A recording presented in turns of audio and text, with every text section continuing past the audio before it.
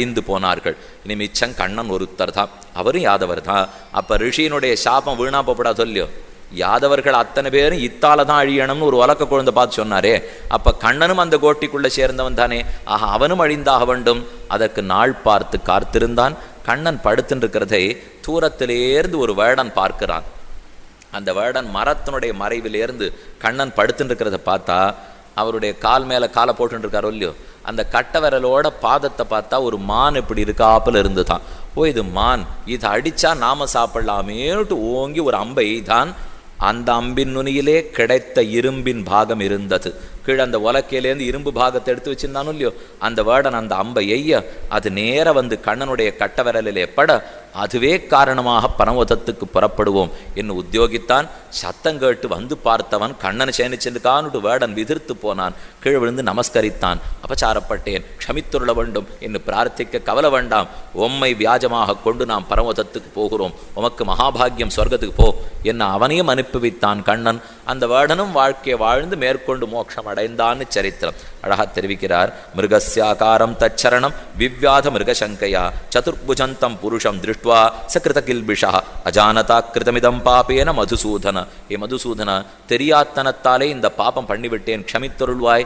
கவலையப்படாதே, என் அனுகிரகத்தால தான் இத்தனை செய்தாய் என்று கண்ணன் அவனுக்கும் நல்ல இடத்தை கொடுத்தான். மாபைர்ஜிரேத்வமுத்திஷ்ட காமயேஷ கிருதோஹிமே இத்தியாதிஷ்டோ பகவதா கிருஷ்ணேனாச்சாசரீரிண இச்சாசரீரிண தாருகா கிருஷ்ணமதவியம் அன்விச்சன் அதிகம்ய தாம் தமன்வகச்சன் திவ்யானி விஷ்ணு பிரஹராணிச்ச. ஆறும் இல்லை, கண்ணன் இப்போ தனித்து விடப்பட்டிருக்கிறான். வேடனையும் அனுப்பிச்சு வச்சாச்சு. அந்த சமயத்திலே ஒன்றுன்னா கண்ணனுடைய திருவாபரணங்கள் ஆகாசத்தை நோக்கி கிளம்புறது, ஆயுதங்கள் ஆகாசத்தை நோக்கி கிளம்புறது, அவர் தேர் ஆகாசத்தை நோக்கி கிளம்புறது, அவருடைய உண்மையான குதிரைகள்லாம் கிளம்புகின்றன. முன்னாடி பலராமனும் மேலே ஏற ஆரம்பிச்சுட்டார். ஆதிசேஷன் அங்கு போய் சேர்ந்தாத்தானே இவர் போய் சேருவர். எல்லாத்தையும் விட்டுட்டு போயிடலாம், ஆனால் படுக்கையை விட்டுட்டு பிரயாணம் கிளம்ப முடியுமோ? அவருடைய படுக்கை அதை ஆறும் மனைவியை விட்டுட்டு கிளம்பி போவா, புத்திரனை விட்டுட்டு கிளம்பி போவா, படுக்க தலகாணியை விட்டுட்டு ஆறான்னு போவாளா? அதனால் பெருமான் ஒரு நாளும் ஆதிசேஷனை விட்டுட்டு ஒங்கேயுமே கிளம்ப மாட்டார். அதனால தான் பலராமனை முன்னாடி போக சொல்ல சக்கராயுதம் ஏறுறது, சங்காயுதம் ஏறுறது, ஒத்தரும் பார்க்காத சமயத்தில் இதை பண்ணிடணும்னு பெருமானுடைய சங்கல்பம் தனிமையில தான் நடந்தது. ஆனால் விசித்திரமாக தாருகன்கிற தேரோட்டி அப்போ வந்து சேர்ந்துட்டான். கண்ணுடைய தேரோட்டி இது என்னதுன்னு ஒன்றும் புரியல அவனுக்கு. ஆகாசம் முழுக்க அப்படியே மையடங்கி கிடக்கிறது. என்னத்துக்கோ சக்கராயுதம் மேலே போகிறதே, சங்கம் மேலே போகிறதே, பலராமன் ஏறாரே, என்ன நடக்கிறதுன்னு புரியாமல் திரும்பி பார்த்தா கண்ணனுக்கு தாருகா பார்த்துட்டியா, நான் ஒத்துருமே பார்க்க வேண்டாம் நினைத்திருந்தேன், ஏதோ நீ பாக்கியம் பெற்று போனாய். ஆறும் இதை இன்னி வரைக்கும் பார்த்ததில்லை. பிரம்மாவுக்கு நான் இதை காட்டலே, ருத்ரனுக்கு காட்டவில்லை, என் தாய் தந்தையருக்கு காட்டவில்லை, உத்தவருக்கு காட்டலே, கிளப்பி அனுப்பிச்சுட்டேன். சொன்ன அர்ஜுனனுக்கு காட்டலே, நீ பாக்கியம் பெற்று போனாய் பார் என்று கண்ணன் அவனுக்கு காட்ட, கண்ணனே தன்னுடைய திருமேனியோடு ஆகாசத்தை நோக்கி புறப்பட்டான்.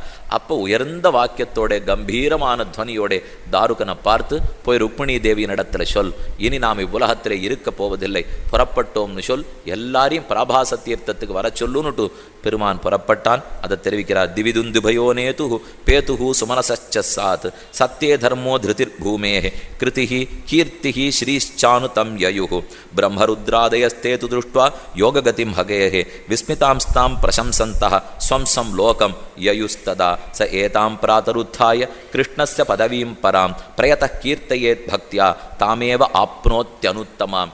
இப்படி கண்ணனம்பெருமான் ஆறு மற்ற வேளையிலே மேலிருந்து பிரம்மாதி தேவர்கள் ஆச்சரியமா புஷ்பமாரி பொழிய, இந்திரன் உயர்ந்த ஸ்வரத்தோடே தான் ஸ்தோத்திரம் பண்ண, 33 தேவர்களும் வரவேற்க தன்னுடைய தாமமாகிற ஸ்ரீவைகுண்டத்துக்கு போய் சேர்ந்தான்கிற இந்த கதையை யார் ஒருத்தன் விடியலிலே எழுந்து படிக்கிறானோ கேட்கிறானோ அவனுக்கு கிருஷ்ண பதவியே கிட்டுங்கிறதிலே சந்தேகம் இல்லை. தாருகோ துவாரகாமேத்திய வசுதேவ உக்ரசேனையோ பதித்வா சரணாவஸ்திரை நெஷிஞ்சது கிருஷ்ண விச்சுதா கதையாமாச நிதனம் விஷ்ணீனாம் கிருஷ்ணசோ நிருப தச்ருத்வா உத்விக்ன ஹிருதயாக ஜனாஸ்வக விமூர்ச்சிதாக.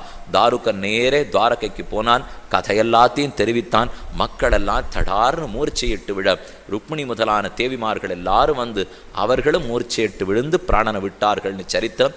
அத்தோட 11வது ஸ்கந்தத்தை முடித்தார். ராமன் ஏதோ வருத்தப்படுறாப்பல அழறாப்பல நமக்கு தோணும். கண்ணன் எப்பவுமே சிரிச்சுட்டு காப்பில் தோணும். ஆனால் உள்ளுக்குள்ள அழுதது கண்ணன், வெளியிலே அழாமல் இருந்தது ராமன். அந்த 10 மாசம்தான் ராமன் அழுதாரே தவிர மற்ற எப்பவும் ராமனுக்கு ஒரு கஷ்டம் இல்லையே, ஆனந்தமாக தான் லோகத்தை பரிபாலனம் பண்ணி வந்தான். ஆனால் பார்த்தா கண்ணன்கிற கதாபாத்திரம் சிரிச்சின்று விளையாடிண்டு வேடிக்கை பண்ணுறாப்புல தோத்தும். ஆனால் அவன் உள்ளுக்குள்ள அழுதது கண்ணனுக்கு மட்டும்தானே தெரியும். தானே ஸ்ரீவைகுண்டத்துக்கு போறச்சு இப்பேற்பட்டவன் புறக்கச்சேவும் பார்க்க ஆள் இல்லை, புறப்படச்சேவும் பார்க்க ஆள் இல்லை. 2 சமயத்தில் ஆள் இல்லையோ இல்லையோ.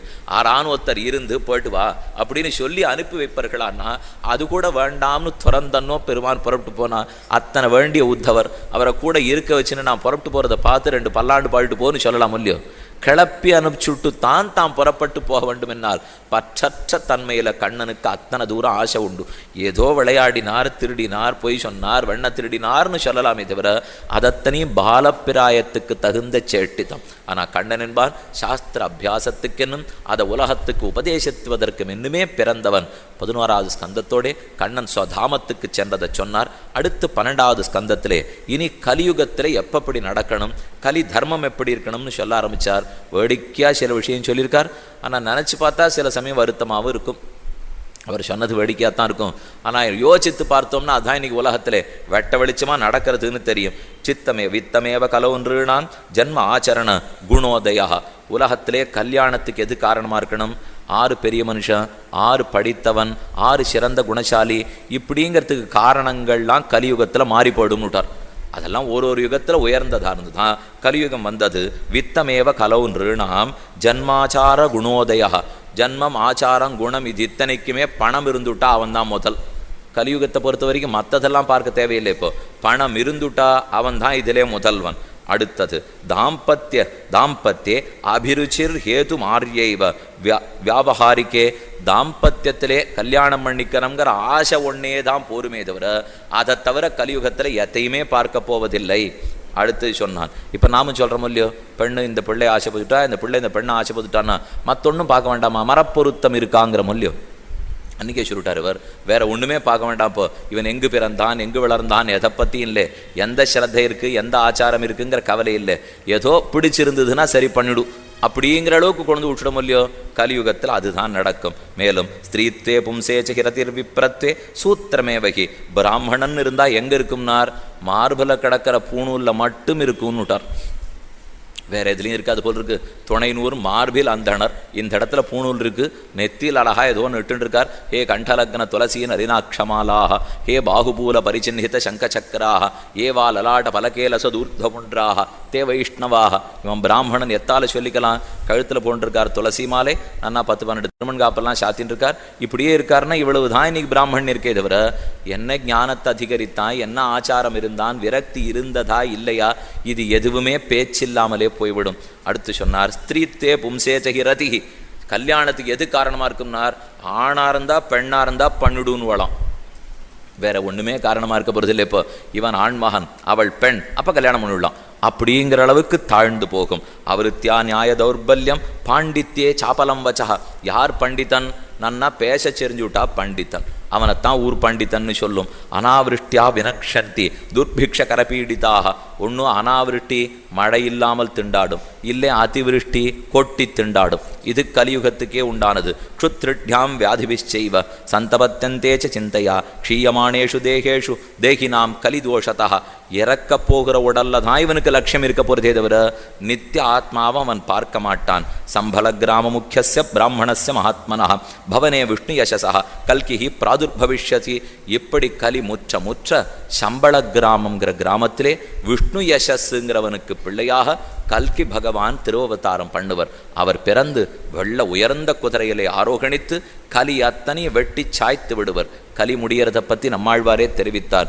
பொலிக பொலிக பொலிக போயித்து வல்லுயிர் சாபம் நலியன் நரகமும் நைந்த நமனுக்கிங் ஆதொன்னுமில்லை கலியங்கெடுங் கண்டுகொண்மென் கடல்வண்ணன் பூதங்கள் மண்மேல் மலிய புகுந்திசபாடி ஆடி உழிதரக் கண்டோம் கண்டோம் கண்டோம் கண்டோம் கண்ணுக்கினியன கண்டோம் தொண்டீர் எல்லீரும் வாரீர் தொழுது தொழுது நின் ஆர்த்தும் என் ஆழ்வார் தெரிவித்தார். கலி என்பது கடைசி காலத்திலே கலிபுருஷனை வெட்டி முடித்து கல்கி பகவான் உலகம் முழுக்கத்தான் ஆட்சி செலுத்துவர் என்று சொன்னார். இது கலி தர்மத்துக்குண்டான நிரூபணம். இது 2வது அத்தியாயத்திலே சொன்னார். அடுத்தது 3வது அத்தியாயத்தாலே கலியுகத்திலே நாம சங்கீர்த்தன ஒன்னே தான் நமக்கு சிறந்த மார்க்கம் என்று தெரிவிக்கிறார். கீர்த்தனாதேவ கிருஷ்ணஸ்ய முக்த சங்கஹா பரம் விரஜேத் கிருதே யத் தியாயதோ விஷ்ணும் திரேதாயாம் யஜதோ மகைஹி துவாபரே பரிச்சர்யாயாம் கலௌ தத் ஹரிகீர்த்தனாத். ஹரிகீர்த்தனத்தால தான் கலியுகத்திலே பெருமானுடைய சாயுஜ்யம் திருவடித்தாமர்கள் பெறும். இது ரொம்ப சுலபமான வழிங்கிறதே. கீழே அஜாமிளோபாக்கியான தன்னிக்கு நான்